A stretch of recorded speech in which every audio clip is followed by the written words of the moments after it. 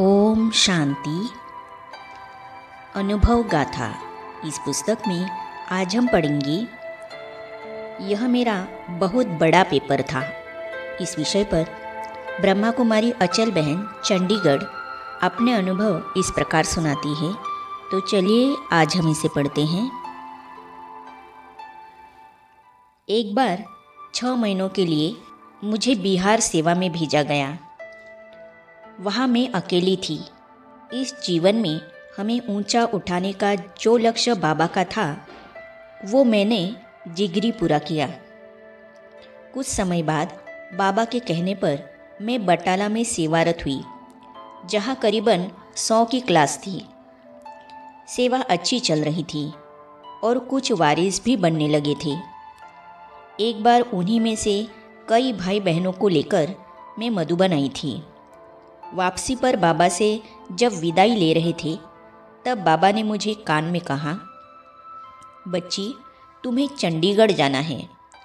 यह मेरा बहुत बड़ा पेपर था, क्योंकि चंडीगढ़ का सेवा केंद्र किसी कारण बंद होने वाला था। मेरे मन में एक सेकंड के लिए यह संकल्प आया कि वहाँ तो युद्ध का मैदान है, लेकिन यहाँ पर बदलाव आवश्यक था। इसलिए बाबा ने अमीर चंद भाई से राय करके मुझे यह श्रीमत दी थी। मेरे मन में चंडीगढ़ जाने की प्रेरणा नहीं आ रही थी। मैं नहीं जाऊंगी, ऐसा सोचकर बाबा की आज्ञा का उल्लंघन करने का अभी संकल्प ही किया था कि मैं बीमार पड़ गई। बाबा की किसी भी आज्ञा का उल्लंघन चाहे मनसा में भी करने का फल उसी समय मिलता है, इस बात का मुझे यकीन हो गया। बीमारी को 1 महीना होने को आया, लेकिन वो कम होने के बजाय बढ़ती गई। मैंने चंद्रमणि दादी से कहा, दीदी, मुझे अमृत वेले से एक ख्याल आ रहा है कि यह मेरी बीमारी इस कारण है क्योंकि बाबा की मैंने आज्ञा नहीं मानी।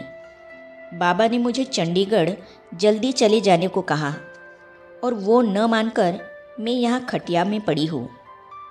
बस मुझे अभी चंडीगढ़ जाना है। मैंने जैसे ही जाने का संकल्प किया और तैयारी करने लगी, तो तबीयत में थोड़ा फ़र्क आना शुरू हो गया। जैसे ही गाड़ी में बैठी तो बिल्कुल ठीक हो गई। अमीर चंद भाई स्टेशन लेने आए थे। वो मुझे सिर से पैर तक देखने लगे, क्योंकि उनको बाबा ने मेरी तबीयत खराब होने की बात कही थी, पर उन्हें लगा ही नहीं कि मैं बीमार हूँ। मैं सेवा केंद्र पर पहुँच तैयार होकर क्लास कराने लगी। फिर उनको मैंने बताया कि यह मेरे मन की कमज़ोरी थी। अब तो चंडीगढ़ की सर्विस का विशाल रूप हो गया है। जो जहाँ खड़ा होता था वही खड़ा रह जाता था। साकार बाबा हर रोज़ प्रातः 4 से 5 बजे तक संदली पर बैठ योग कराते थे, फिर क्लास कराते थे। उसके बाद बाबा पांडव भवन के आंगन में खड़े हो जाते थे और उनके पीछे हम सब क्लास वाले भी खड़े हो जाते थे। उस समय का दृश्य वर्णन करना मुश्किल है। जो जहाँ खड़ा होता था वही खड़ा रह जाता था, जैसे शांति की शक्ति के घेराव में सब हो। बाबा का एक एक प्रकंपन जैसे दिल को छू रहा होता था कि इतनी ऊंची हस्ती और इस प्रकार से हम बच्चों को शांति का अनुभव करा रहे हैं। जब बाबा के कमरे में कुछ पूछने जाते थे, तो बाबा के नज़दीक जाते ही भूल जाते थे। हम भी फरिश्ते की तरह बैठ जाते थे। उस समय बाबा की ऊंची स्टेज का एहसास होता था। उस अवस्था में थोड़ा ही समय बाबा रहे। सबको जैसे खूब शक्तियों से भरपूर करके बाबा साकार से अव्यक्त हो गए। कैसा वंडरफुल है ये बना बनाया ड्रामा। मेरी शुभकामना है कि सब आत्माएं परमपिता परमात्मा को पहचान लें।